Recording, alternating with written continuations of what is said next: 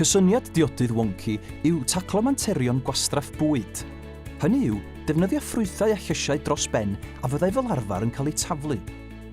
Fe wnaethon ni brofi'r farchnad trwy dreialu ein suddion mewn amgylcheddau arlwyo, enghraifft mewn prifysgolion a phreiturau yn y gweithle. Mi aeth hwn yn dda iawn.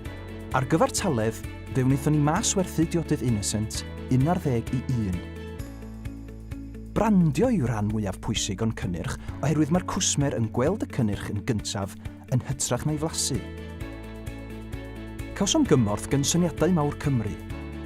Yn bootcamp, cawsom gystadleuaeth ac fe enillon ni ychydig o arian. Hefyd, cawsom ni gymorth gan fentoriaid o ran marchnata a chymorth ariannol. Roedd cyllu tyrfau yn heriol iawn i ni. Ein profiad cyntaf o'r fath yma o gyllid. Fe wnaethon ni lwyddo i godi arian a wnaeth ganiatáu i ni fynd ymhellach ar prosiect. Rydym ar genhadaeth i greu y brand sydd mwyaf cynaladwy yn Ewrop.